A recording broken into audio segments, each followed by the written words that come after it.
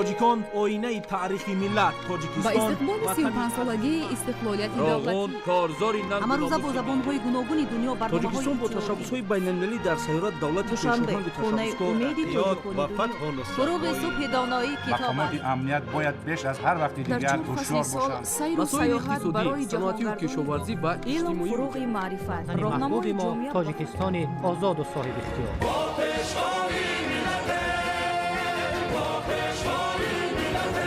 دوست باشید، اتفاق باشید، شکرانه همین دولت کنید، شکرانه همین سرزمین کنید، شکرانه کنید که چنین وطن عزیز و محبوب دارید.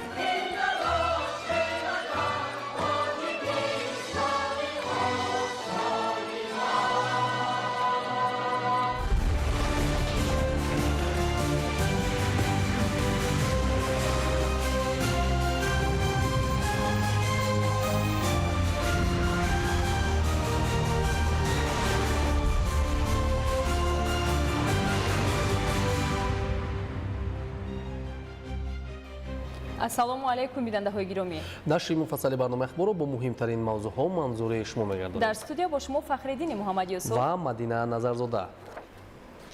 31 август президенти ҷумҳурии тоҷикистон пешвои миллат муҳтарам эмомалӣ раҳмон бо сафари корӣ вориди шаҳри Тянҷини ҷумҳурии мардумии чин шуданд. ҳамкорони мо гузориш медиҳанд.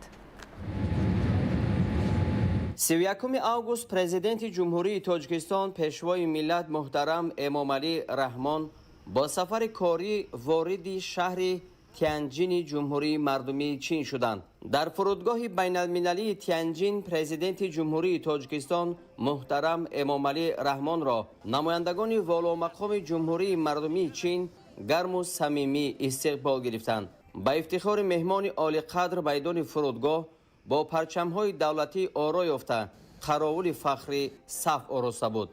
ضمن این سفر سرور دولت محترم امامعلی رحمان در واخوری سران دولت‌های اعضای سازمان همکاری شانگهای و دیگر چهاربینی‌های بین المللی اشتراک نموده یک قطار ملاقات‌های دو جانبه انجام می‌دهند.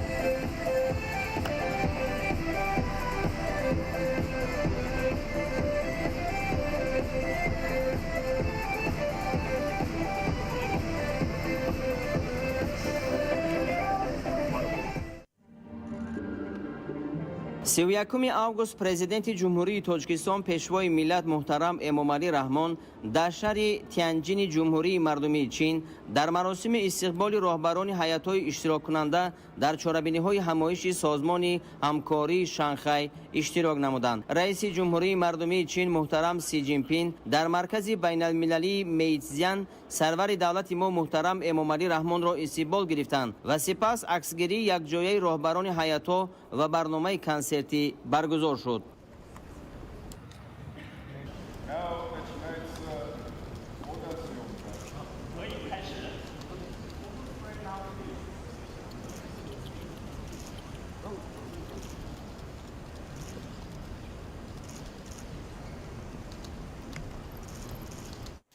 یکم سپتامبر پرزیدنت جمهوری تاجیکستان پیشوای ملت محترم امامعلی رحمان در حاشیه همایش سازمان همکاری شانگهای در شهر تیانجین جمهوری مردمی چین با سروزیر جمهوری هندوستان نریندرا مودی صحبت صمیمی انجام دادند. ضمناً دایر به گسترش رابطه‌های سیاسی، تجارتی و اقتصادی و فرهنگی و بشری تبادل افکار صورت گرفت. سران هر دو دولت از روند رشد مناسبت‌های گوناگون جنبه تاجیکستان و هندوستان اظهار قناعت نمودند. 1 سپتامبر президенти ҷумҳурии тоҷикистон пешвои миллат муҳтарам эмомалӣ раҳмон дар шаҳри Тянҷин дар ҷаласаи созмони ҳамкории Шанхай иштирок ва суханронӣ намуданд. сарвари давлат муҳтарам эмомалӣ раҳмон дар ҳошияи ин тадбири сатҳи баланд бо роҳбарони як қатор давлатҳо ва ташкилотҳои бонуфузи сатҳи ҷаҳонӣ мулоқот намуданд. ҳамкорони мо гузориш медиҳанд. یکم سپتامبر پرزیدنت جمهوری تاجیکستان پیشوای ملت محترم امامعلی رحمان در شهر تیانجین در جلسه سازمان همکاری شانگهای اشتراک و سخنرانی نمودند.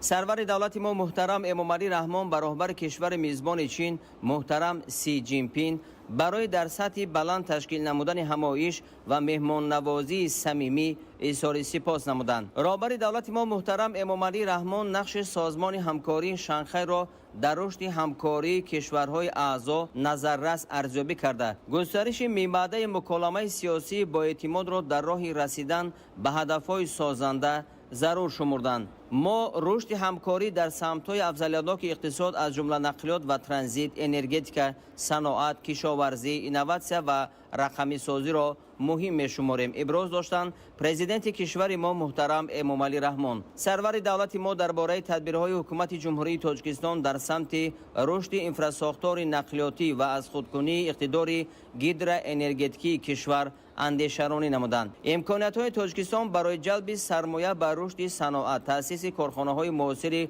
کارکرد ذخیره‌های کندنی‌های فایده‌ناک و بخش اگروصنعتی معرفی کرده شد. رهبر دولت با در نظر داشت امکانات‌های محیط طبیعی تاجیکستان اشتراکداران همایش را به همکاری گسترده در ساحه سیاحی بخصوص سیاحی اکولوژی، کوهنوردی و طبابتی دعوت نمودند. ضمن تحلیل وضع تامین امنیت منطقوی همکاری کشورهای اعضای سازمان در مبارزه مشترک با تروریسم، اکستریمیسم، سپاراتیسم و رادیکالیسم در همه ظهورات آن، اینچنین با تهدیدهای کیبری، گردش غیرقانونی مواد مخدر و دیگر نمودهای فعالیت جنایتکاری فراملی ضرور شمرده شد. تاکید گردید که سازشنامه‌ها اید به تأسیس مرکز ضد مخدراتی سازمان همکاری شانگهای و مرکز اونیورسالی مبارزه با خطرها و تهدیدهای امنیتی کشورهای اعضای سازمان همکاری شانگهای که امروز به امضا رسید، دورنمای نو را برای همکاری دولت‌ها در سمت‌های ذکر شده باز می نماید. پیشوای ملت از رهبران کشورهای اعضای سازمان همکاری شانگهای در رابطه با دستگیری از قرار شورای سران دولت‌های اعضا جهت تأسیس مرکز ضد مخدراتی سازمان در دوشنبه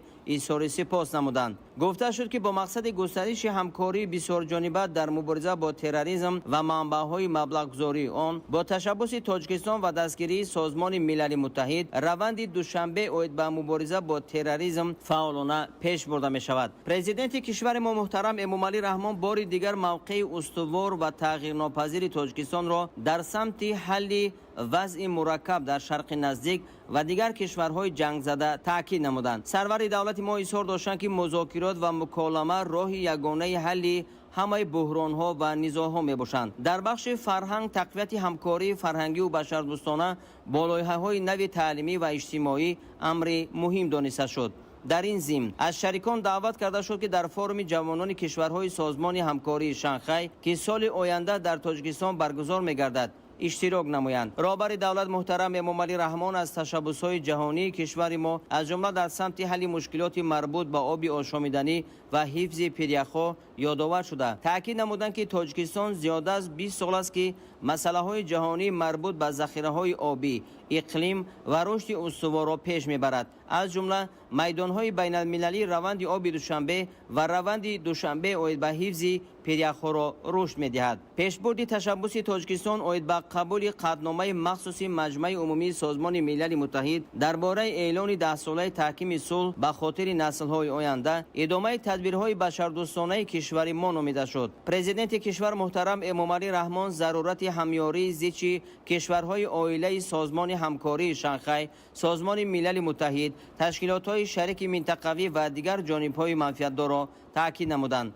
از همراه شدن جمهوری خلقی دموکراتی لاوس به صفت 15مین شریک مکالمه سازمان استقبال کرده شد. در انجام جلسه 15 سند نو همکاری از جمله سازشنامه اید به تأسیس مرکز ضد مخدراتی سازمان همکاری شانگهای در شهر دوشنبه به امضا رسید. یکم سپتامبر در شهر تیانجین پرزیدنت جمهوری تاجیکستان پیشوای ملت محترم امامعلی رحمان در حاشیه جلسه شورای سران دولت‌های اعضای سازمان همکاری شانگهای با پرزیدنت بانک آسیایی سرمایه‌گذاری‌های اینفراساختاری جین لیتسیون ملاقات نمودند. پرزیدنت کشور ما محترم امامعلی رحمان سهم بانک را در رشد اینفراساختاری استوار و تحکیم همپیوندی کشورهای منطقه نمایان نمودند. تاکید گردید که بانک در تطبیق 4 لایحه سرمایه‌گذاری در تاجیکستان به مبلغ عمومی بیش از 430 میلیون دلار اشتراک دارد، از جمله در ساختمان نیروگاه راغون و پل بزرگ ماشینگردی درازیش 920 متر در ناحیه نورآباد. در این ضمن بانک تصمیم گرفته است که مبلغ‌گذاری خود را به نیروگاه راغون به مقدار 500 میلیون دلار آمریکایی رساند. جانب‌ها امکانات وسیع همکاری در سمت انرژتیک سبز از جمله ساختمان و نوسازی نیروگاه‌های برقی گوناگون اقتدار و استفاده دادن دستگاه‌های آفتابی و بادی را محاکمه نمودند. دستگیری مالیوی بانک برای تطبیق لایحه‌ها در سمت اداره‌کنی ذخیره‌های آب، کاهش دادن خطر سیل و یخ و جلب تکنولوژی‌های معاصر نظارت و مانیتورینگ ضرور شمرده شد. با تقویت همگرایی نقلیاتی، رشد انفراساختار آن و نوسازی نظام‌های کمونالی نیز توجه زیاد ظاهر گردید. همکاری برای جلب سرمایه خصوصی، رشد شکل‌های اینواسیونی مبلغ‌گذاری و اصول‌های نوی مالیوی از سمت‌های آینده‌دار رابطه‌ها نامیده شد.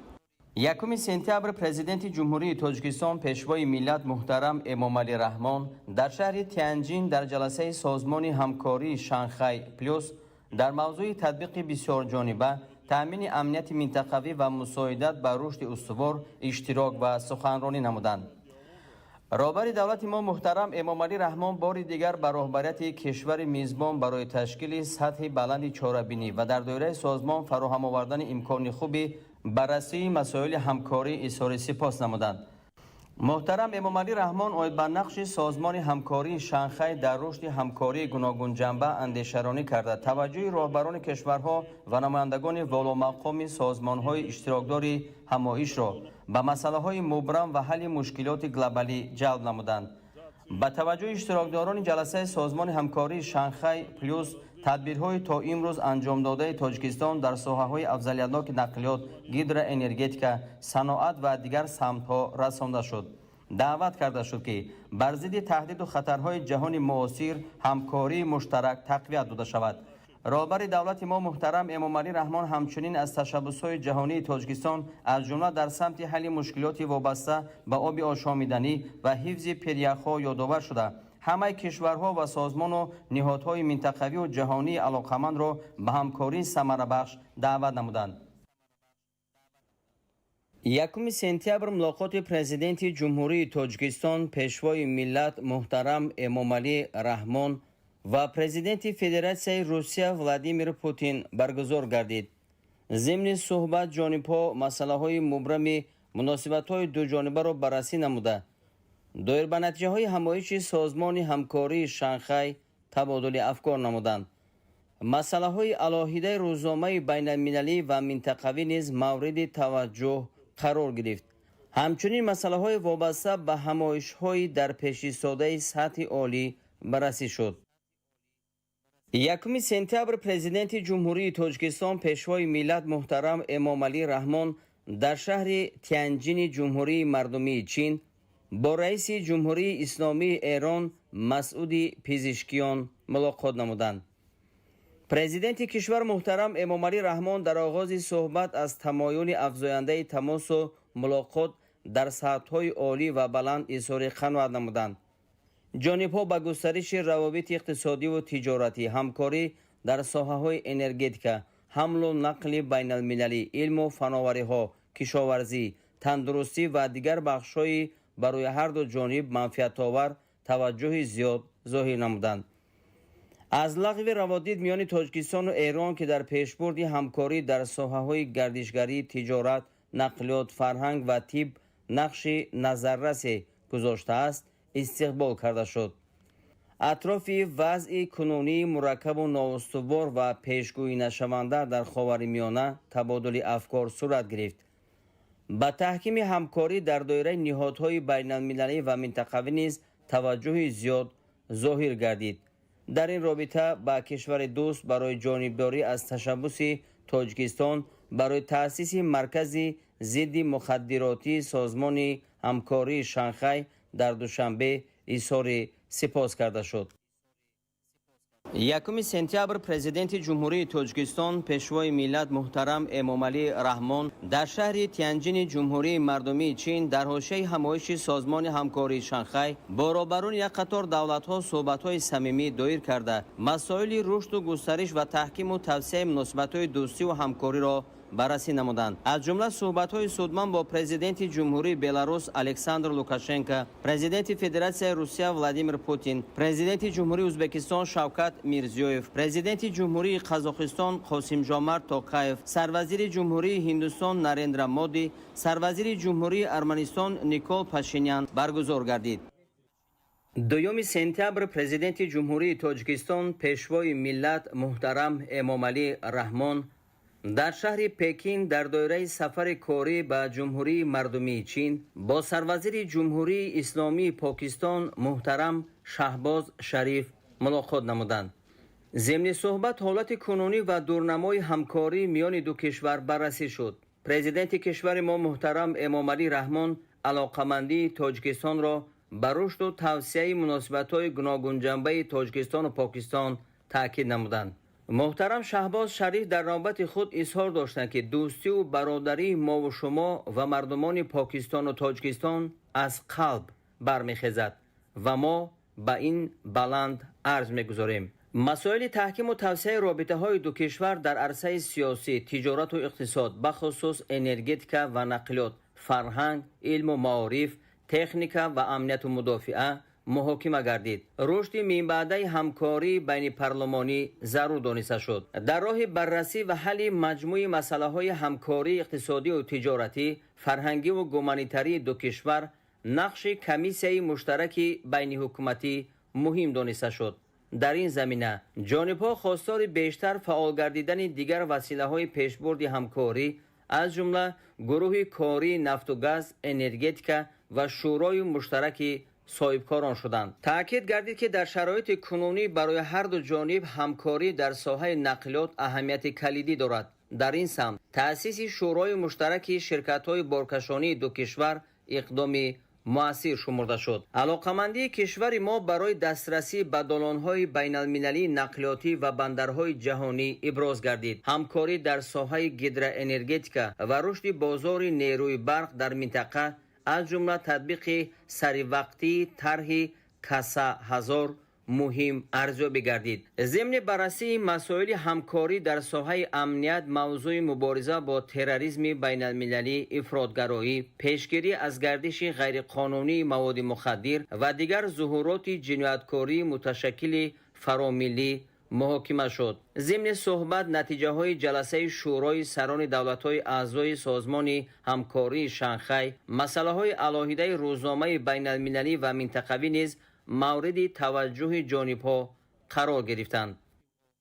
2 سپتامبر پرزیدنت جمهوری تاجیکستان پیشوای ملت محترم امامعلی رحمان در شهر پکین با رئیس جمهوری مردمی چین محترم سی جینپین ملاقات نمودند.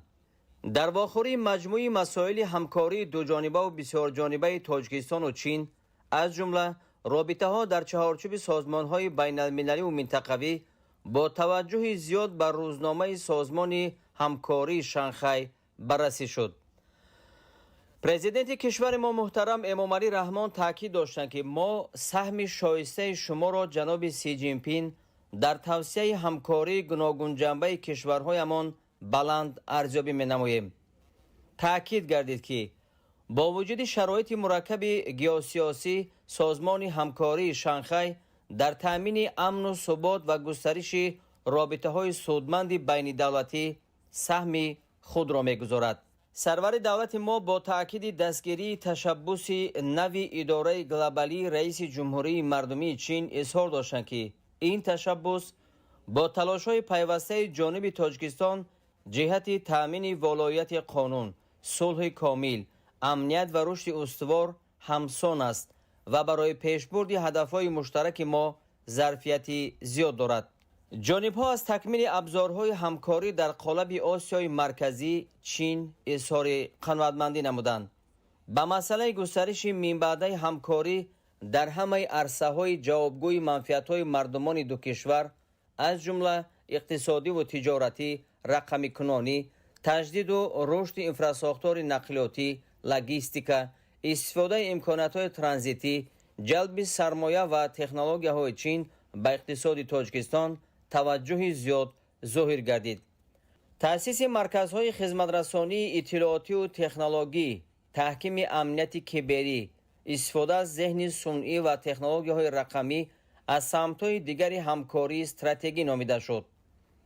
همکاری دو کشور در ساحه گیدر انرژتیک نیز از مسائل اولویتناک بود. توسعه همکاری بین منطقوی جوابگوی منفعت‌های مشترک ارزیابی گردید. رشد رابطه‌ها در ساحه‌های فرهنگ، معارف، علم و تکنیک و سیاحی به مقصد موافق دانسته شد. تأکید گردید که در سمت تأمین امنیت و مبارزه با تهدید و خطرهای معاصر هر دو کشور موقعی همسان دارند. ملاقات در فضای دوستی و صمیمیت جریان گرفت. ادامه برنامه اخبار. қадршиносии кормандони соҳаҳои гуногун ба ифтихори ҷашни 34 солагии истиқлоли давлатӣ. вусъати созандагиҳо дар кишвар, ифтитоҳи иншооти гуногун таъинот ба истиқболи ҷашни 34 солагии истиқлоли давлатӣ дар ҷумҳурӣ. ҳадаф таъмини дурнамо, вусъати ҷамъоварии ҳосили пахта ва дигар номгӯи зироат дар саҳро. душанбе мизбони мусобиқаи байналмилалӣ. мусобиқаи байналмилалӣ оид ба шиноварӣ оғоз гардид. шарҳи ин ва дигар хабарҳо дар идомаи барномаи иттилоотии ахбор. дар ноҳияи лахш вохӯрӣ раиси маҷлиси намояндагони маҷлиси олии ҷумҳурии тоҷикистон Файзалӣ Идизода бо сокинон ва фаъолони соҳаҳои гуногун баргузор гардид. дар ҷараёни он авзои мураккаби ҷаҳонии имрӯз, роҳҳои пешгирии ҷалби ҷавонон ба ҳизбу ҳаракатҳои ифротӣ, аҳамияти тарғибу ташвиқи фарҳанги танзими ҷашну маросимҳо, зарурати таҳкими сулҳу собот ва дигар масъалаҳои муҳими рӯз мавриди баррасӣ қарор гирифтанд. зимни суҳбат мазмуну муҳтавои дастуру ҳидоятҳои президенти ҷумҳурии Тоҷикистон Муҳтарам Эмомалӣ Раҳмон вобаста ба мушкилоти таълиму тарбия ва воқеаҳои марбут ба авзои ҷомеаи имрӯза мавриди таваҷҷӯҳ қарор дода шуда, таъкид гардид ки имрӯз барои ҳар як ҷавони тоҷик шароити мусоиди касбу ҳунаромӯзӣ ва таҳсил фароҳам оварда шудааст. ҳамзамон таъкид гардид ки аз ҳар як ҷавони фаъоли ноҳия ҳушёрии сиёсӣ, маърифати ҳуқуқӣ, масъулияти баланд, кордонии ҳисси ватандӯстӣ ва заҳмати содиқона тақозо мегардад. мушоҳидаҳо нишон медиҳанд ки давоми солҳои охир ноҳияи лахш ба дастовардҳои назаррас ноил гардида маҳз бо шарофати сулҳу собот ва оромии ҷомеа мардум тавонистанд бо рӯҳияи созандагӣ ба меҳнат машғул шуда дар ободии диёри худ саҳми арзанда гузоранд. имрӯз ба кормандони кумитаи телевизион ва радиои назди ҳукумати ҷумҳурии тоҷикистон мукофотҳои давлатӣ супорида шуд. дар оғоз ёрдамчии президенти ҷумҳурии тоҷикистон оид ба масъалаҳои кадрҳо Асадулло Раҳмон паёми шодбошии президенти ҷумҳурии тоҷикистон пешвои миллат муҳтарам Эмомалӣ Раҳмонро ба ҳозирин расонида хизмат ба ватанро шараф ва қарзи шаҳрвандии ҳар фарди хештаншинос арзёбӣ намуданд. таъкид шуд ки шароити кунунии ҷаҳони муосир аз ҳар як намояндаи васоити ахбори омма барои таҳияи гузоришу барномаҳои ҳимоякунандаи манфиатҳои миллӣ, риояи талаботи касбӣ ва қонеъсозии ниёзҳои маънавии ҷомеа масъулияти дучандро талаб дорад.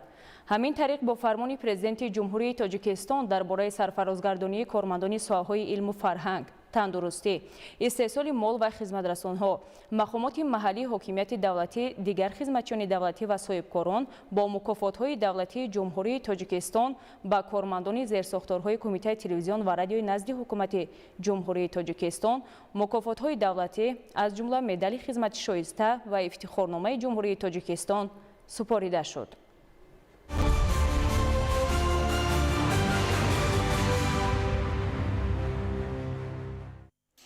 имрӯз дар коллеҷи тиббии ҷумҳуриявӣ низ маросими тақдими мукофотҳои давлатӣ ба намояндагони соҳаҳои таҳсилоти ибтидоӣ ва миёнаи касбии мамлакат баргузор гардида. Чорабини мушовири калони бахши ёрдамчии президенти ҷумҳурии Тоҷикистон оид ба масъалаҳои кадрҳо, масъулини кумита оид ба таҳсилоти ибтидоӣ ва миёнаи касбӣ назди ҳукумати ҷумҳурии Тоҷикистон, омӯзгорони муассисаҳои таҳсилоти ибтидоӣ ва миёнаи касбии шаҳри Душанбе ва шаҳру ноҳияҳои тобеи марказ иштирок намуданд.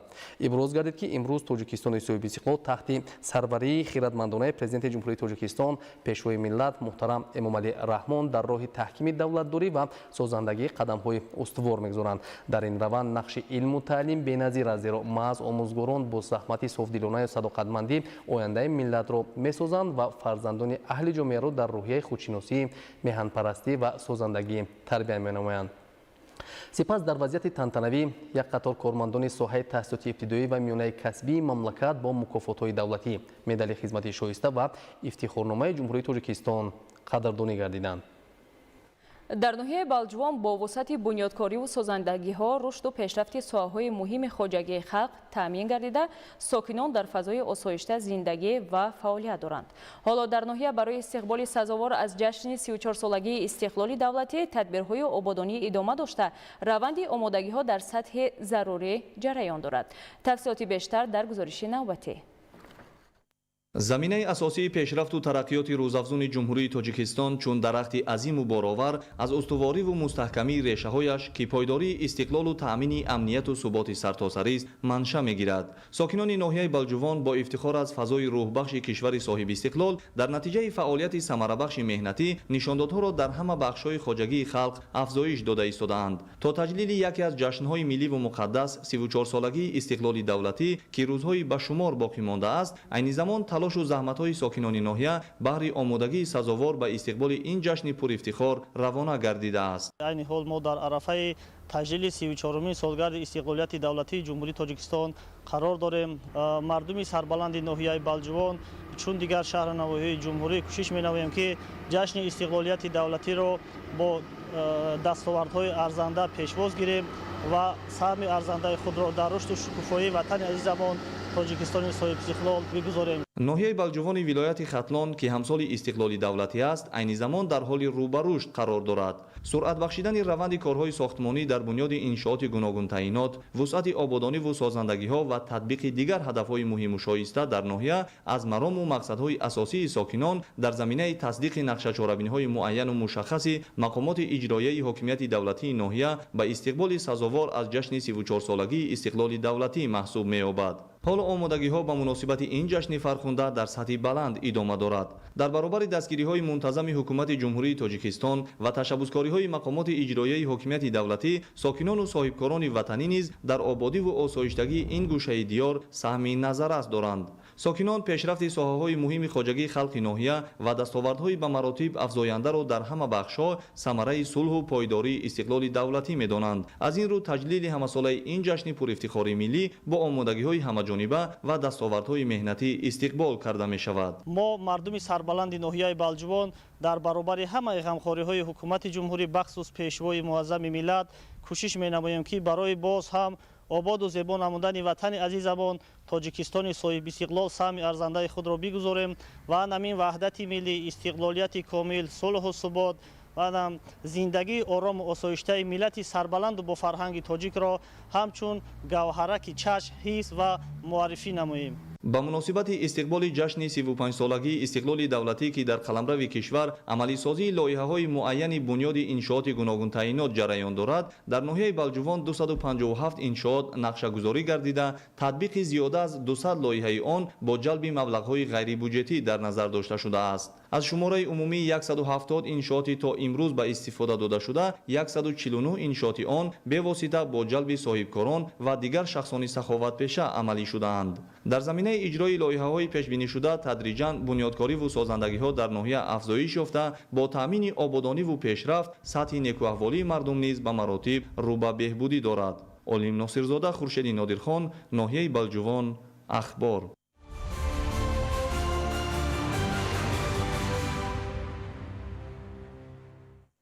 дар ноҳияи Ёвон бо ташаббуси соҳибкорону сокинони меҳнатдӯст корҳои созандагӣ ва роҳсозӣ ба як анъанаи нек табдил ёфта рӯз ба рӯз симои деҳаҳо ободу зебо мегардад.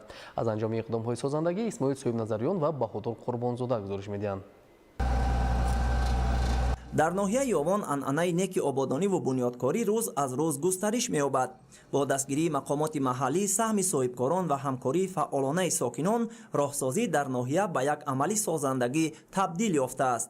дар доираи чунин иқдомҳои созанда роҳҳои мошингарди маҳаллаи дастгираки болои деҳоти ба номи Ҳасан Ҳусейнов, ки то имрӯз умуман асфалтпӯш нагардида буданд, бо ташаббуси соҳибкорон бори аввал мумфарш гардида истодааст. барои иҷрои босифати сохтмони роҳ асфалти гарм истифода шуда техникаву мутахассисони соҳавӣ ҷалб гардидаанд. ин иқдом ки бо сатҳу сифати баланд анҷом дода мешавад нишон медиҳад ки соҳибкорони маҳаллӣ дар рушди зебогиву пешрафти деҳот саҳмгузори воқеӣ мебошанд. сокинони деҳа аз асфалтпӯшт гардидани роҳ ки чандин даҳсолаҳо орзуяшро доштанд хушнуд гардида миннатдории самимонаи худро ба ташаббускорон баён доштанд. ба гуфтаи онҳо бунёди роҳ на танҳо ҳаракати нақлиётро осон мекунад, балки ба рушди иқтисодӣ, беҳбудии шароити зиндагӣ ва баланд гардидани сатҳи иҷтимоии ҷомеа низ мусоидат менамояд. ободиё ба хотири рушди деҳот, дастгирии сиёсати ҷаноби олии муҳтарам Эмомалӣ Раҳмон бо соҳибкорони маҳал деҳои худро асфалтпӯш карда истодаем. асфалти гарм аст. бо истифодаи техника ва мутахассисони соҳа бунёд шуда истодааст ва мақсад он аст ки солиёни дароз хизмат кунад. масъулин иброз доштанд ки бо пайгирии чунин анъанаҳои нек ҳадаф ба он равона гардидааст ки тамоми роҳҳои мошингарди деҳаҳои ноҳия навсозӣ ва ҷавобгӯи меъёрҳои замони муосир гардонида шавад. моҳи гузашта дар ҳамин деҳа толори варзишӣ бо дастгирии соҳибкорон ва шахсони саховатпешаи ҳамин деҳа ва инчунин як бунгоҳи тиббии замонавӣ аз тарафи сокинони ҳамин деҳа сохта бе истифода дода шудааст. бахшида ба 35-солагии истиқлолияти ҷумҳурии Тоҷикистон 14.5 километр роҳҳо асфалтпӯш ва 43 километр сангфарш карда шудааст. бо ҷонибдорӣ аз сиёсати хиратмандонаву маорифпарваронаи пешвои миллат муҳтарам Эмомалӣ Раҳмон ва бо саҳми соҳибкорони маҳаллӣ дар деҳаи навбунёди деҳоти ба номи Ҳасан Ҳусейнов сохтмони муассисаи нави таълимӣ оғоз гардидааст. ин мактаби муосир ки бинои дуошиёна дошта аз 16 синфхона, китобхона, 4 ҳуҷраи корӣ ва дигар инфрасохтори зарурӣ иборат хоҳад буд, барои ба таҳсил фаро гирифтани наздик ба 1000 хонанда дар 2 баст имконият фароҳам меорад. тавре масъулин иттилоъ доданд, то имрӯз кӯдакон ва наврасони деҳа маҷбур буданд ки барои таҳсил 4 километр роҳро тай намуда ба маркази ноҳия раванд, ки махсусан дар фасли зимистон ба мушкилоти зиёд рӯбарӯ мешуданд. бо ба истифода додани мактаби нав ин мушкилӣ аз байн меравад ва шароити таълим барои хонандагон боз ҳам беҳтару мувофиқтар хоҳад шуд. сохтмони мактаб бо тарҳи муосир амалӣ гардида ба тамоми талаботи соҳаи маориф ҷавобгӯ хоҳад буд. ин иқдом боз як намунаи равшани дастгирии соҳибкорон аз сиёсати давлат ва саҳмгузории онҳо дар ояндаи насли наврас арзёбӣ мегардад. иншоотҳои ҷашнӣ аз қабили бунёди синфхонаҳои иловагӣ, сохтани роҳ, кандани чоҳҳои амудӣ ва бонгоҳҳои тиббӣ, марказҳои саломатӣ ва дигар инфраструктураҳои давлатӣ шуда гузашта истодааст. имрӯзҳо корҳои созандагиву бунёдкорӣ дар ҳама ҷамоати шаҳраку деҳоти ноҳияи Ёвон бо маром идома дорад. навсозии роҳҳо, бунёди муассисаҳои иҷтимоӣ ва амалӣ гардидани дигар нақшаҳои созанда шаҳодати онанд, ки сокинон ва соҳибкорон бо масъулиятшиносӣ ва ватандӯстии баланд дар рушду пешрафти ватани азиз саҳм мегузоранд.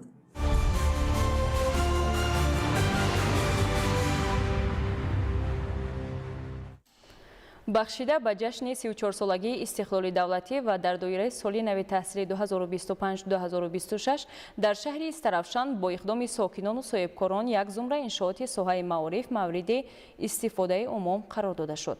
шаҳри бештар дар таҳияи Фирдавс Умаров ва Орзу Маъруфов.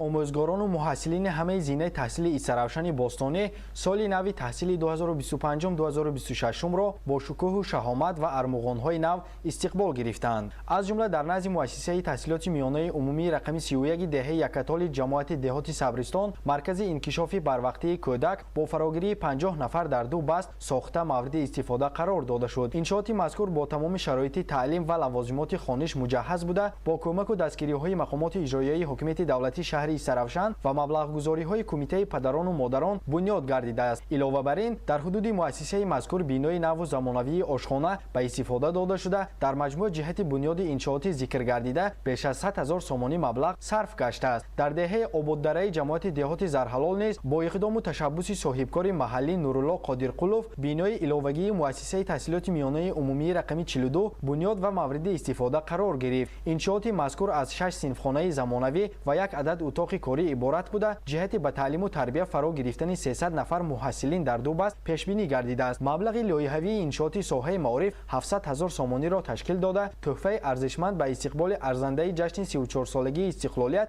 معنی داد گردید. ساکنان سازنده و آبادگری محله زرتپه دهه نیجانی نیز اقدام‌های نجیب بنیادکاری را پیشه کردند. با کمک مقامات اجرایی حکومت دولتی شهر دستگیری و مبلغ‌گذاری‌های صاحبکار محلی فاروق روزیبایف و اعضای کمیته پدران و مادران مؤسسه تحصیلات میانه عمومی رقم 68 4 صنفخانه کشاد و برهوای معاصر بنیاد گردید. در این زمینه جهت با آب تازه نوشاکی تأمین نمودن آموزگاران و خوانندگان مؤسسه تحصیلات میانه عمومی رقم 68 یک چاه عمودی کافته مورد استفاده قرار داد. بنیاد 4 صنفخانه علاوگی و چاه عمودی در مجموع زیاده از 800,000 سومانی را تشکیل می‌دهد. انشاءات مذکور برای 200 نفر خواننده در دو بست پیش بینی گردیده در آن تمام شرایط تعلیم و تربیت مهیا گردیده است. اینچنین در عرفه سال نو تحصیل با مبلغ‌گذاری‌های وزارت معارف و علم جمهوری تاجیکستان صنفخانه تکنولوژی اطلاعاتی با 5 عدد کامپیوترهای معاصر تامین کرده شدند. گشاده شوی صنفخانه‌های علاوگی به مسئولین امکان داد تا در شرایط بهتر به علم آموزی مشغول گردیده مشکلات نرسیدن جای نشست برطرف کرده شود. علاوه بر این در نزد مؤسسه تحصیلات میانه عمومی رقم 55 دهه نیجانی پس از تعمیر و تجدید کلی تالارهای کتابخانه مجلسگاه با 120 جای نشست مرکز رشد بروقتی کودکان برای 60 نفر در دو بست و آشخانه با 30 جای نشست افتتاح گردید. فردوس عمرов مضبوط پابوزاده آرزو معروفов شهر ایسرافشان اخبار.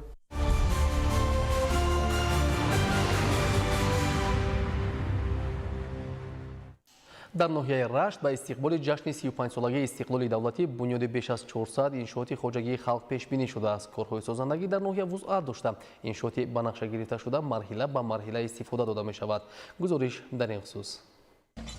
در ناحیه رشت به استقبال جشن 35 سالگی استقلال دولتی جمهوری تاجیکستان از همه سرچشمه‌های مبلغ‌گذاری بنیادی ده‌ها انشاءات خواجگی خلق از قبیل مؤسسه‌های تعلیمی، تندرستی، بناهای معموری، میدانچه‌های ورزشی و راه و خط‌های آب عملی شده ایستاده است تا به این وسیله اینفراستراکچور محلی زیست و دهه باز هم بهتر و خوبتر گردد. از جمله سال جاری با استفاده از مبلغ‌های پیش‌بینی‌شده کارهای ساختمانی در بنای 4 و 5 لیسه پرزیدنتی برای خوانندگان بالایقت که برای خوابگاه پیش بینی شده است از روی نقشه جریان دارد.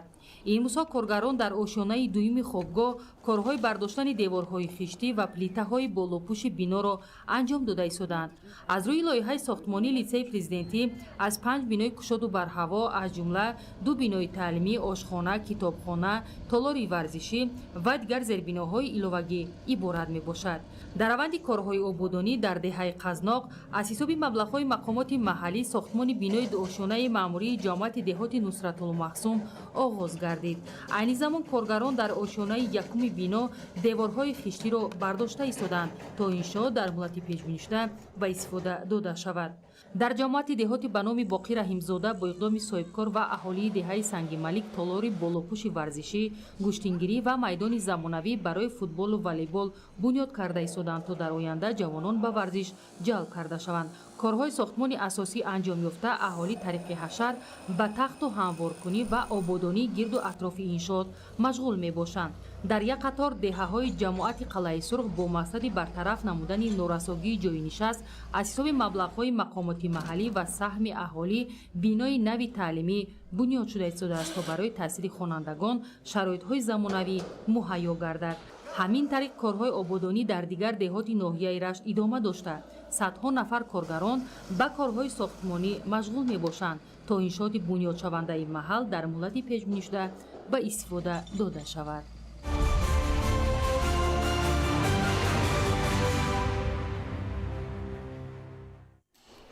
дар доираи корҳои ободонию созандагӣ дар ноҳияи рӯдакӣ ҷиҳати таъмини кӯдакони синни то мактабӣ бо шароити замонавии таълиму тарбия муассисаи нави то мактабӣ ёсуман мавриди истифода қарор дода шуд. ифтитоҳи чунин муассиса дар арафаи соли нави таҳсил боз як нишонаи таваҷҷӯҳи пайвастаи роҳбарияти олии кишвар ба рушди соҳаи маориф ва фароҳам овардани шароити мусоид барои таълиму тарбияи насли наврас ба ҳисоб меравад. иброҳим назруллозода гузориш медиҳад. бо ташаббуси мақомоти иҷроияи ҳокимияти давлатии ноҳияи рӯдакӣ ва дастгирии ҳукумати ҷумҳурии Тоҷикистон бахшида ба рӯзи дониш ва оғози соли нави таҳсили 2025-2026 як қатор чорабиниҳои муҳими фарҳангӣ баргузор гардиданд. дар ин рӯз бо мақсади таъмини кӯдакони синни томактабӣ бо шароити замонавии таълиму тарбия бо иштироки намояндагони мақомоти иҷроияи ҳокимияти давлатии ноҳия, вазорати маориф ва илми ҷумҳурии Тоҷикистон ва сохторҳои дахлдор муассисаи нави томактабии ёсуман мавриди истифода қарор дода шуд. муассиса ба тамоми шароити дахлдор ки барои нигоҳубини кӯдак зарур мебошад таъмин гардидааст. ба муассиса мутахассисони лоиқатманд ҷалб гардиданд. пешбинӣ шудааст ки дар муассиса дар баробари омӯзиши забони давлатӣ, омӯзиши забонҳои хориҷӣ аз қабили русӣ ва англисӣ ба роҳ монда мешавад. муассисаи мазкур бо тамоми стандартҳои муосири соҳаи маориф сохта шудааст, аз 4 ошёна иборат буда барои фарогирии 240 кӯдак пешбинӣ гардидааст. дар муассиса барои таълиму тарбияи ҳамаҷонибаи кӯдакон шароити мусоиди муҳити зист ва инфраструктури зарурӣ муҳайё карда шудааст. аз ҷумла синфхонаҳои барҳаво ва равшан, толорҳои бозӣ, ошхона, ҳуҷраи тиббӣ ва ҳавлии бозии кӯдакона бо таҷҳизоти замонавӣ ҷиҳозонида шуданд.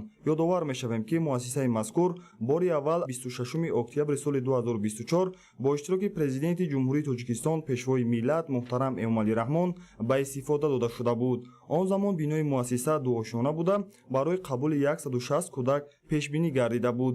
бо супориши бевоситаи пешвои миллат муҳтарам Эмомалӣ Раҳмон корҳои сохтмонӣ дар самти васеъсозии бино оғоз ёфта дар муддати 1 сол иншоот бо тарҳи нав ва имкониятҳои бештари хизматрасонӣ такмил дода шуд. ҳоло ин муассиса 4 ошона буда имкони фарогирии 240 нафар кӯдакро доро мебошад. ифтитоҳи муассисаи томактабии ёсуман дар арафаи соли нави таҳсил боз як нишонаи таваҷҷӯҳи пайвастаи роҳбарияти олии кишвар ба рушди соҳаи маориф ва фароҳам овардани шароити мусоид барои таълиму тарбияи насли наврас ба ҳисоб меравад. иброз гардид ки дар доираи сиёсати маорифпарваронаи давлату ҳукумати ҷумҳурии Тоҷикистон ва бо истифода аз имкониятҳои мавҷуда сохтмони чунин муассисаҳои муосир дар дигар маҳалҳо низ идома хоҳад ёфт. дар ҳошияи ин чорабинӣ идона ба як гурӯҳ кӯдакони ятим ва бепарастор тӯҳфаҳои хотиравӣ тақдим карда шуд. ин иқдоми хайрхоҳона ифодаи ғамхории пайвастаи давлат ва ҳукумат нисбат ба қишрҳои ҳасоси ҷомеа буда муҳити пурмуҳаббат ва дастгириро барои ин гурӯҳи кӯдакон фароҳам месозад. баъд аз ифтитоҳи муассисаи томактабӣ барномаҳои идона дар боғи фарҳангии маркази ноҳия идома ёфтанд. дар ин мавзеъ намоиши ҳунарҳои мардумӣ, анвои таомҳои миллӣ ва дастовардҳои ҳунармандон баргузор гардида фазои идона ва фарҳангии хосаеро фароҳам овард. ҳунарҳои суннатии мардуми тоҷик аз ҷумла заргарӣ, сӯзанидӯзӣ, кандакорӣ ва дигар навъи ҳунарҳои дастӣ, инчунин дастархонҳои анъанавӣ бо ғизоҳои миллӣ таваҷҷӯҳи зиёдро ба худ ҷалб намуданд. ин ҳама нишонаи арҷгузорӣ ба фарҳанги миллӣ ва рушди ҳунарҳои мардумӣ дар партави сиёсати фарҳангпарваронаи давлат мебошад. дар маҷмӯъ чорабиниҳои баргузор гардида бахшида ба рӯзи дониш дар ноҳияи рӯдакӣ нишон медиҳанд ки рушди соҳаи маориф, баланд бардоштани сатҳи таълиму тарбияи кӯдакону наврасон ва дастгирии иҷтимоии онҳо дар меҳвари сиёсати давлатӣ қарор дошта, тадриҷан ба таҳкими пояҳои маънавӣ ва зеҳнии насли ояндасоз мусоидат менамояд.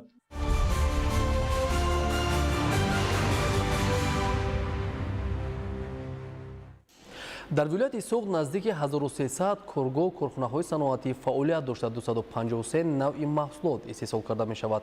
тафсилоти бештар дар гузориши Абдуваҳоби Абдусаттор.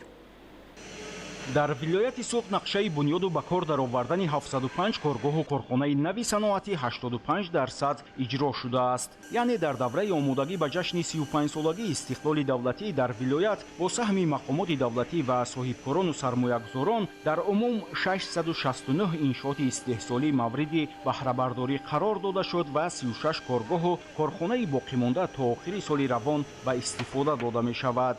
фаъолияти доимии коргоҳу корхонаҳо боис ба он гардид ки ҳаҷми истеҳсоли маҳсулоти саноатӣ зиёд шавад ва дар ин замина иқтидори содиротӣ ҳам тақвият ёбад. агар дар шаҳри истарафшан 4 сол пеш ҳамагӣ 47 корхонаи саноатӣ фаъолият дошт, ин нишондиҳанда дар соли равон ба 107 адад расид. танҳо соли равон бо иштироки президенти кишвар муҳтарам эмомалӣ раҳмон дар шаҳр 4 корхонаи нави саноатӣ ба истифода дода шуд ки имрӯзҳо ба истеҳсоли маҳсулоте машғуланд ки ивазкунандаи воридот буда номгӯи зиёди он ба хориҷи кишвар ҳам содирот карда мешавад. дар ин росто фаъолияти ҷамъияти дорои масъулияти маҳдуди адл намунаи ибрат аст. ҳоло дар коргоҳҳои ин ҷамъият 35 намуди молу маҳсулот барои хурдсолон аз ҷумла мошинчаҳои худгард, сечарха, пойтунча, гаҳвора, кати хоб, ҷевон ва мизу курсӣ истеҳсол карда мешавад. дар ин ҷо ҳамзамон барои калонсолон истеҳсоли дучархаҳо ба роҳ монда шудааст. дастгоҳу таҷҳизоти муосир имкон медиҳад ки маҳсулот бо сифати баланд истеҳсол ва дар баробари таъмини бозори дохилӣ ба содирот низ равона гардад.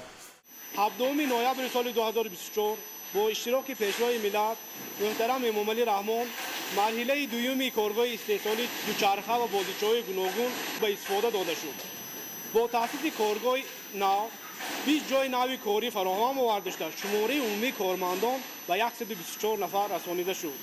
маҳсулоти корхонаи ад дар бозори дохилӣ маҳсулоти ивазкунандаи воридот буда дар баробари таъмин намудани бозори дохилӣ ба бозорҳои ӯзбекистон ва қазоқистон содирот карда мешавад. корхонаи сино медикал ҳам моҳи ноябри соли гузашта ба истифода дода шуд. самти фаъолияти ин корхона истеҳсоли молҳои тиббӣ аз ҷумла сӯзандору ва система барои доруи қатрагӣ буда маҳсулот бо шаклу ҳаҷми гуногун бароварда мешавад. хатҳои технологии корхона тавлиди бо нуфузтарин ширкатҳои ҷаҳонӣ буда иқтидори лоиҳавии он дар як сол истеҳсоли 60 миллион сӯзандору ва 1 миллион система барои доруи қатрагиро ташкил медиҳад. маҳсулотҳои истеҳсоли ширкат ба ҳамаи талаботҳои стандартҳои ҷаҳонӣ ҷавобгӯ буда дорои сертификати ISO 9001 мебошад. ҳозир мо асосан сӯзандорҳои 2 миллилитр, 5 миллилитр ва 10 миллилитр истеҳсол мекунем ки дар марҳилаи дуюм мо ба нақша гирифтем истеҳсоли сӯзандорҳои 20 миллилитр системаи инҷоим ва баъзе дигар намудҳои маҳсулотое ки дар бозор талаботашон хеле бисёр аст, маҳсулотҳои тиббӣ истеҳсолро ба роҳ монем. аз оғози фаъолияти коргоҳҳои истеҳсоли сутунпояҳои оҳану бетонӣ, қуттиҳои барқӣ ва таъмири трансформаторҳои ҷамъияти дорои масъулияти маҳдуди истарафшан энерго низ қариб 1 сол сипарӣ мешавад. дар асоси дастуру ҳидоятҳои сарвари давлат муҳтарам эмомалӣ раҳмон муассисони ҷамъият рӯзҳои наздик дар ин ҳудуд коргоҳи истеҳсоли бетонро ҳам ба кор медароранд. дар ҷамъияти истарафшан энерго истеҳсоли сутунпояи оҳани бетонӣ ва ҳамчунин қуттиҳои барқӣ ва ҳамчунин таъмири трансформаторро ба роҳ монда шудааст. дар ин соли 2025 барои боз ҳам зиёд намудани истеҳсоли сутунпояи оҳану бетонӣ таҷҳизоти нав ворид кардем ки тариқи он бетон истеҳсол карда мешавад. дар шаҳри истарафшан моеъи зидди ях антикриз низ истеҳсол карда мешавад. ин намуди маҳсулот дар корхонаи кӯли сарез истеҳсол гардида барои воситаҳои нақлиёт ва марказҳои гармидиҳӣ пешбинӣ шудааст. иқтидори истеҳсолии корхона дар як сол 310 тонна моеъи зидди ях буда маҳсулоти воридотивазкунанда ба шумор меравад. ёдовар мешавем ки дар давоми 7 моҳи соли равон дар коргоҳу корхонаҳои вилоят ҳаҷми истеҳсоли маҳсулоти саноатӣ ба 21,3 миллиард сомонӣ баробар гардид. ҳоло дар коргоҳу корхонаҳои саноатии вилояти суғд 253 номгӯи молу маҳсулот истеҳсол карда мешавад. абдуваҳоби абдусаттор, Илёс Бобоҷон, вилояти суғд, ахбор.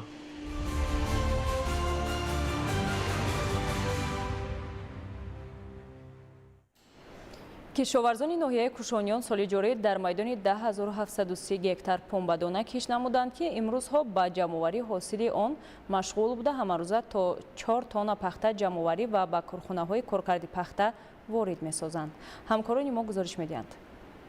ин мавсим хоҷагидорону кооперативҳои тухмипарварии пахтакори ноҳияи кушониён аз самари меҳнати хеш 1835 тонна ҳосил ҷамъоварӣ ва пешкаши корхонаҳои коркарди пахта намуданд. таи 2 ҳафта мешавад ки дар ноҳия маъракаи ғунучини пахта оғоз бахшида шуда саҳмдорон бо арзиши 1 сомонӣ ва то зиёда аз 100 килограмм ҳосил мерӯёнанд. тибқи дурномо дар ноҳияи кушониён дар майдони 10730 гектар кишти пахта гузаронда шудааст ки аз санаи 15 август дар ноҳия ҷамъоварии ҳосил оғоз карда шуд. имрӯз ҳосил чихел меёнем дар ҳудуди ноҳия хеле дар ҳолати хуб аст. дар як рӯз зиёда аз 1 то 1.5% дурнаморо اجرا می‌گردونند. خوجگی کооперативи تجارتی تخم‌پروری کشاورز دوی ناحیه که 77 گکتار را تشکیل می‌دهد امسال در مساحت 63 گکتاری آن تخمی خوشصفت پنبه‌دانه کش کرده شده. از این 30 گکتارش را کشت زیر پلیونکای پخته در بر می‌گیرد. طور مشاهده می‌شود در این میدان‌ها حاصل فراوان بوده. عامل اساسی آن را خوجگیداران در رعایت درست اگروتکنیکای کشت و پرورش و غذاداری سری‌وقتی ارزیابی می‌نمایند. نقشه دورنمای پخته در خوجگی مذکور 190 تنه را تشکیل داده. مسئولین ذکر نمودند که با گرفتن حاصل فراوان در اجرای نقشه پیش بینی شده موفق خواهند شد. همروزه زیاده از 4 تن پخته با کارخانه‌های پخته نوحیه سپرده شده. با هوا موافق آمد بسیار امسال حاضر مردم همه برآمده سهمدارا پخته را جمع کردیم. پخته که همچون اشیای خام صنعتی به حساب می رود همساله میدان کشتی آن وسیع کرده شده. هزارها تنه حاصل خوشصفت و کارخانه های کارکرد پخته سپریده می شود که این در تامین کارخانه های استحصالی با اشیای خام و هم در رشد ساحه صنعت سبک مساعدت خواهد نمود. عین زمان در ناحیه کشونیان 12 کارخانه کارکرد پخته فعالیت داشته. همروزه حاصل مرد دهقان را با ارزش 6 تومانی قبول، بندوبست و کارکرد می نمایند. جمعیت دارای مسئولیت محدود افتخار وطن که سمت فعالیتش با کارکرد اشیای خام روانه گردیده است، همزمان با بکار آغاز گردیدن آن تا 20 نفر از ساکنان محل با جای کار تامین گردیدند که این عامل به بهتر شوی روزگار ساکنان مساعدت کرده است. در همه کارخانه کارکرد پخته که 3 ماه شد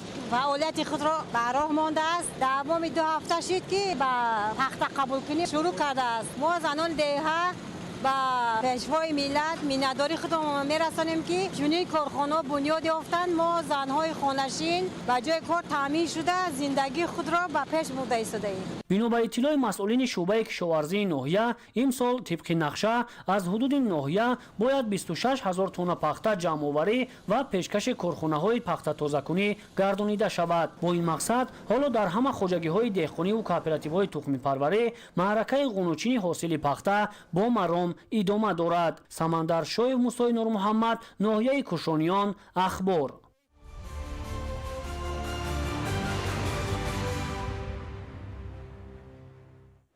با مقصد فراوانی محصولات و قانع گرداندن طلبات اهالی با مواد با صفت غذایی، سهامداران خوجگی‌های دهقانی ناحیه عبدالرحمن جامی از اصول‌های پیشرفته پرورش و استحصال کار می‌گیرند. ادامه موضوع در گزارشی گلچهره ستار.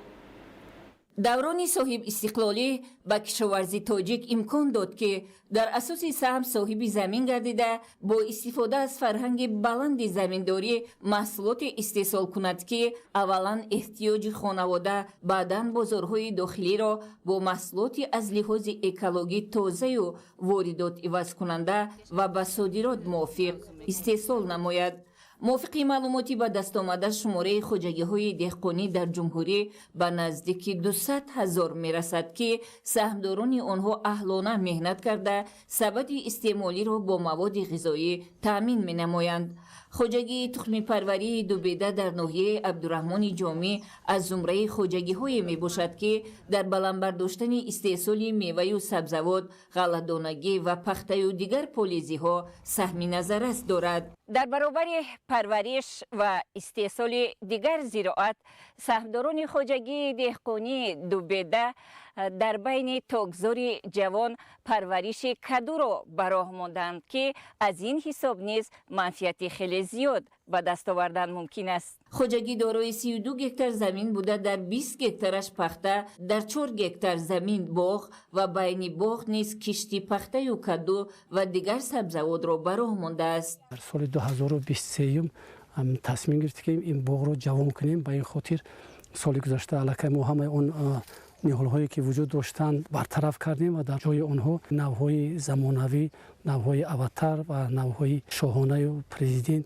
шинонидем. инчунин як қисмати онро пайванд кардем ки аллакай онҳо сабзида қариби ки ба воя расанд.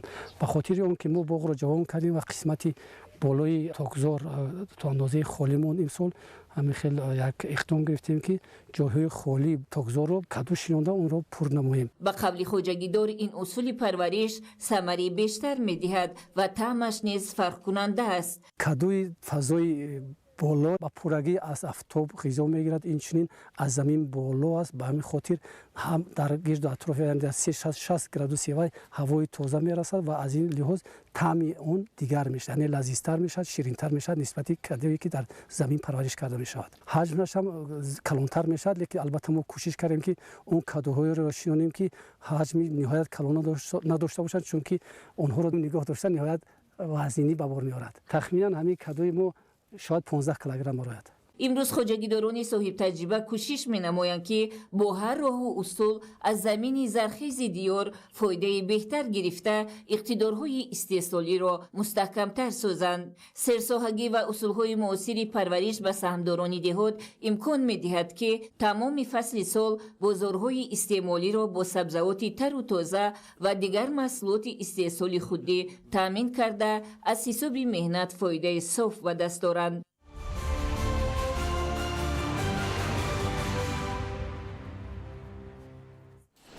шарҳи санадҳои қонунгузорӣ дар бораи муқовимат бо коррупсия, андешидани тадбирҳо баҳри ошкор намудани сабабу шароити ба содиршавии кирдорҳои коррупсионӣ мусоидаткунанда ва бартараф намудани онҳо зимни як чорабинӣ дар донишгоҳи тиббии Тоҷикистон ба кормандони соҳаи тандурустӣ фаҳмонида шуд. гузориши ҳамкорони мо дар ин хусус. масъулини агентии назорати давлатии молиявӣ ва мубориза бо коррупсияи ҷумҳурии Тоҷикистон зимни як чорабинӣ тамоми кормандони соҳаи тибро барои муқовимат ба коррупсия, андешидани тадбирҳо баҳри ошкор намудани сабабу шароити ба содиршавии кирдорҳои коррупсионӣ мусоидаткунанда ва бартараф намудани онҳо даъват намуда баландбардоштани маърифати зидди коррупсионии кормандони соҳаи тибро зарур шумориданд. изҳори боварӣ шуд ки ҳамкории тарафайн дар амалисозии муқовимати дастаҷамъона бар зидди ин зуҳуроти номатлуб мусоидати самаранок менамояд. зарур шуморида шуд ки барои дар амал татбиқ намудани барномаву нақшаи чорабиниҳои зидди амалҳои коррупсионӣ чораҳои қаъдӣ андешида муқовимат бо ин падидаи номатлубро пурзур ва барои дар оянда роҳ надодан ба камбудию қонунвайронкуниҳо дар фаъолият чораҳои зарурию саривақтӣ амалӣ намоянд. ҳамчунин дар чорабинӣ мавзӯи шаҳри санадҳои қонунгузорӣ байналмилалӣ ва барномавӣ дар бораи муқовимат бо коррупсия, таҷрибаи давлатҳои муваффақи ҷаҳон дар муқовимат бо ин зуҳуроти номатлуб, инчунин вобаста ба муҳтавои Қонуни Ҷумҳурии Тоҷикистон дар бораи муқовимат бо коррупсия, фармони Президенти Ҷумҳурии Тоҷикистон дар бораи стратегияи давлатии муқовимат ба коррупсия дар Ҷумҳурии Тоҷикистон барои давраи то соли 2030 ва дигар санадҳои соҳавӣ маълумоти муфассалу таҳлилӣ пешниҳод гардид.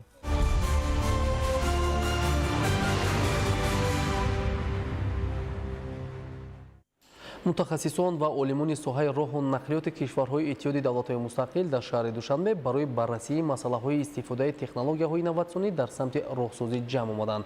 ҳамкорони мо аз ҷараёни баргузории конференсияи байналмилалии илми амалӣ гузориш медиҳанд. конференсияи байналмилалии илми амалӣ оид ба технологияҳои инноватсионӣ дар самти роҳсозӣ дар доираи раёсатии ҷумҳурии Тоҷикистон дар иттиҳоди давлатҳои мустақил доир гардида дар кори он намояндагони шӯрои байниҳукуматии роҳсозони иттиҳоди давлатҳои мустақил, вазорати нақлиёти ҷумҳурии Тоҷикистон, корхонаҳои аъзои ассотсиатсияи иттиҳоди давлатҳои мустақил, олимон ва мутахассисони соҳаи лоиҳакашӣ, сохтмон ва истифодаи роҳҳои автомобилгард иштирок доштанд. шӯрои байниҳукуматии роҳсозони иттиҳоди давлатҳои мустақил дар асоси созишномае ки аз ҷониби сарони ҳукумати кишварҳои иттиҳоди давлатҳои мустақил имзо шудааст, роҳҳои байналмилалии автомобилгардро назорат менамояд. ибрози назар карда шуд ки истифодаи технологияи муосир дар таҳрезӣ сохтмон ва истифодаи роҳҳои автомобилгард метавонад устуворӣ ва бехатарии роҳҳоро таъмин намуда ҳамзамон хароҷоти нигаҳдории инфрасохторро коҳиш диҳад. оид ба сатҳи баланди ҳамкории давлатҳои аъзои иттиҳоди давлатҳои мустақил дар соҳаи нақлиёт ва аҳамияти стратегии роҳҳои мошингард изҳори назар карда шуда таъкид гардид ки макони ҷойгиршавии кишварҳои иттиҳоди давлатҳои мустақил ба онҳо имкон медиҳад ки долонҳои муҳими стратегии байналмилалии нақлиётиро бо мақсади ҳамоҳангсозии самтҳои асосии ҳамгироӣ ва нуқтаҳои пайвастшавӣ бо долонҳои байналмилалии нақлиётӣ ба монанди шимол ҷануб, шарқ ғарб, як камарбанд як роҳ, роҳи баҳрии шимолӣ, долони байналмилалии нақлиётии аврупо, қавқоз, осиё ва долонҳои ҳамкории иқтисодии минтақавии осиёи марказӣ нақши муҳим бозад. дар кори конфронс 22 маърузаи илмӣ пешниҳод гардида вазъ, мушкилот ва рушди роҳҳои байналмилалии автомобилгарди иттиҳоди давлатҳои мустақил ва ҷумҳурии Тоҷикистон, ҳалли лоиҳавӣ барои бехатар истифода бурдани нақбҳои нақлиётӣ, усулҳо ва технологияҳои муосир барои тафтиши роҳҳо ва пулҳо, таснифи бетонҳо аз рӯи намудҳои алтернативии пайвасткунанда аз ҷумлаи мавзӯъҳои баррасишаванда буд. ҳамчунин фанновариҳои муосир оид ба таҳрезӣ ва сохтмони нақбҳо ва пулҳо, ҷорӣ намудани омехтаҳои инноватсионии асфалту бетон, истифодаи системаҳои зеҳнии нақлиёт, инчунин асбобҳои рақамӣ барои баландбардоштани шаффофият ва самаранокии хизматрасониҳои нақлиётӣ пешниҳод карда шуданд.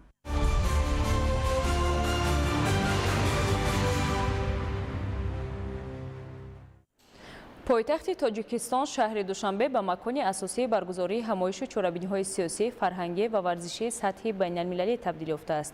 имрӯз дар маҷмаи варзишии қасри теннис ва намудҳои варзишии обии шаҳри Душанбе мусобиқаи байналмилалӣ оид ба шиноварӣ баргузор гардид. гузориш дар ин хусус. боз як мусобиқаи варзишии сатҳи байналмилалӣ дар шаҳри Душанбе гузаронида мешавад. дар маросими ифтитоҳи мусобиқаи байналмилалӣ оид ба шиноварӣ, роҳбарияти Федератсияи Миллии шиноварии Ҷумҳурии Тоҷикистон, масъулини Кумитаи кор бо ҷавонон ва варзиши назди ҳукумати Ҷумҳурии Тоҷикистон ва давлатҳои иштироккунанда ширкат намуда баргузор намудани мусобиқаи сатҳи ҷаҳониро василаи муҳими тақвият бахшидани дӯстӣ байни варзишгарон арзёбӣ карданд. таъкид шуд ки аз ҷониби ҳукумати Ҷумҳурии Тоҷикистон ва роҳбарияти мақомоти иҷроияи ҳокимияти давлатии шаҳри Душанбе ҷиҳати дар сатҳи баланд гузарондани мусобиқаи байналмилалӣ оид ба шиноварӣ тадбирҳои муҳим амалӣ карда шудааст. ин аст ки имрӯз маҷмуаи варзишии қасри теннис ва намудҳои варзиши обии шаҳри Душанбе барои варзишгарон шароити сатҳи байналмилалӣ муҳайё гардидааст. мусобиқаи байналмилалӣ оид ба шиноварӣ бахшида ба ҷашни 34-мин солгарди истиқлоли давлатӣ доир гардида, дар он наздик ба 100 нафар варзишгар аз давлатҳои Россия, Беларус, Қазоқистон, Қирғизистон, Ӯзбекистон ва Тоҷикистон иштирок менамоянд. мусобиқа дар сатҳи баланд ташкил карда шуда, варзишгарон дар рӯзи аввал барои ба даст овардани ғолибият тамоми маҳорати шиноварии худро истифода намуданд. гуфтанд ба маврид аст ки шиноварӣ як нави рушдкардаи варзиш аст ки сол ба сол алоқамандони он дар байни ҷавонон зиёд мегардад. дар мусобиқаи байналмилалӣ оид ба шиноварӣ дар баробари писарон духтарон низ иштирок намуда байни ҳам рақобат карданд. рафти баргузории мусобиқаи байналмилалӣ оид ба шиновариро доварони соҳибтаҷриба назорат карданд. мусобиқаи байналмилалӣ оид ба шиноварӣ аз 1 то 3 сентябри соли ҷорӣ идома меёбад.